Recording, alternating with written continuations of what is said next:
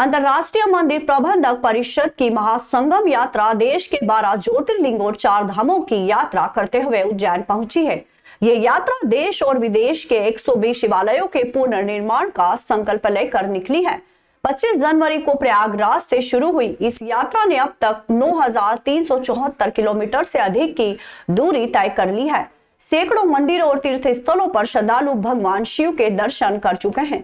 महासंगम यात्रा का एक प्रमुख उद्देश्य देश के 100 बड़े मंदिरों को सरकारी नियंत्रण से मुक्त कराना है। इसके लिए परिषद जल्द ही प्रधानमंत्री नरेंद्र मोदी से मिलकर इस मांग को प्रस्तुत करेगी। उज्जैन के बाद यात्रा ओंकारेश्वर, मथुरा, वृंदावन, हरिद्वार, ऋषिकेश, उखीमठ होते हुए 21 फरवरी 2025 को दिल्ली में संपन्न होगी। इस यात्रा की शुरुआत महाकुंभ में 108 त्रिशूलों के जलाभिषेक के साथ हुई, जिन्हें 108 ऐसे शिव मंदिरों में स्थापित किया जाएगा जहां पुनर्निर्माण की आवश्यकता है।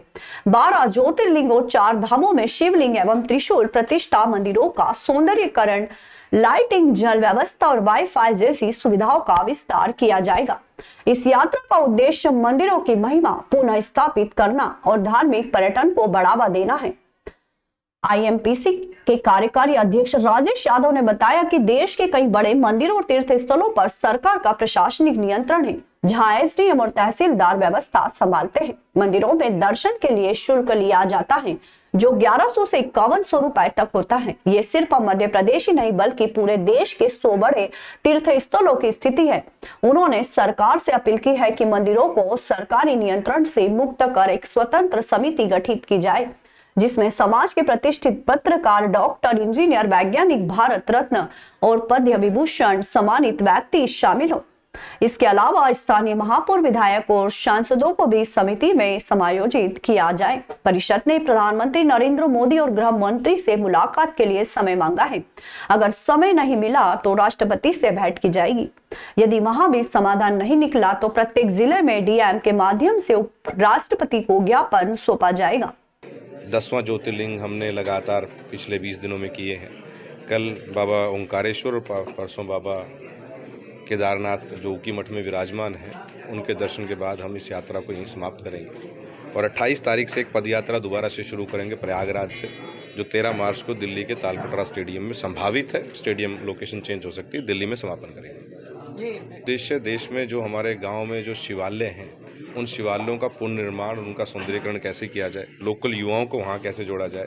तो इसके लिए उन युवाओं को एक तरह से शिव शक्ति केंद्र के रूप में हम इन त्रिशूलों को स्थापित करेंगे और वहाँ के युवाओं की कमेटी बना के उनकी जिम्मेदारी लगाएंगे कि इस मंदिर में लाइब्रेरी है, पुस्तकालय है, वाईफाई है, कैसे ज़्यादा से ज़्यादा लोग इसका बेनिफिट उठा पाएँ, तो इस छोटी सी टीम को हम जन आंदोलन में कैसे परिवर्तित कर पाएँ। कितने ऐसे मंदिर आपने? 108 टेम्पल्स हमने देश में और 12 टेम्पल्स हमने विदेशों में, टोटल 120 टेम्पल्स अगले 3 साल के लिए हमने अपना लक्ष्य रखा है। ये अभी 108 त्रिशूल जो है उनका महासंगम पर मौनी अमावस्या से आज तक लगातार पूजन चल रहा है। 12 त्रिशूल हम 12 ज्योतिर्लिंग की यात्रा पे लेके चल रहे हैं।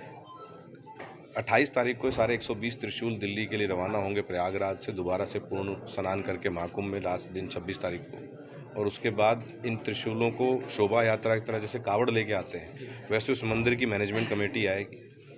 100-200 लोग आएंगे, मंदिर को, त्रिशूल को सहसम्मान अपने रथ में विराजमान किया जाएगा और एक शोभा यात्रा के रूप में उस मंदिर में स्थापित किया जाएगा। ऐसा है कि बड़े जो मंदिर हैं, जो बड़े तीर्थ हैं, उस पर सरकार का एसडीएम या तहसीलदार बैठते हैं और वो सरकार का, आप जाएंगे मंदिरों में तो एक 1100 की पर्ची कटेगी तो यहाँ से दर्शन होगा, 5100 की पर्ची कटेगी तो वहाँ से दर्शन होगा, और ऐसी अनेकों प्रकार की व्यवस्थाएं वो लगाते हैं। और जो धर्म प्रेमी बंधु जो आस्था और श्रद्धा पूर्वक वहाँ आते हैं, प्रभु का दर्शन करने के लिए आते हैं, वो वहाँ पर अनुदान देते हैं, अपनी सेवा देते हैं मंदिर के लिए, धर्म के लिए। तो उसका सरकार कहाँ कर रही है और क्या कर रही है, मैं कोई मध्य प्रदेश की सरकार के लिए नहीं कह रहा हूँ, पूरे देश के प्रत्येक मंदिर में 100 बड़े तीर्थ हैं, ऐसे सभी का हमने ये एक अभियान लिया है। और मैंने ही नहीं लिया है, तो अनेकों धार्मिक संगठन भी इस आवाज़ को उठा रहे हैं। और ऐसे 100 बड़े तीर्थ आप देखिए वक्फ बोर्ड के माध्यम से, आप बताइए कौन सी मस्जिद के अंदर जो है सरकार वहाँ पर आने वाले लोगों का जो वहाँ पर अपने धर्म के प्रति वो समर्पण करते हैं राशि का, वो समर्पण राशि कौन से सरकारी एसडीएम या तहसीलदार लेता है? कोई नहीं लेता है। लेकिन सभी हिंदू, और हम अमरनाथ की यात्रा पे जाएंगे तो रजिस्ट्रेशन फॉर्म भरवाए जाएंगे, और हज की यात्रा होगी तो अनुदान दिया जाएगा, सब्सिडी दी जाएगी, सुविधाएं दी जाएंगी। हम ये मांग करते हैं सरकार से,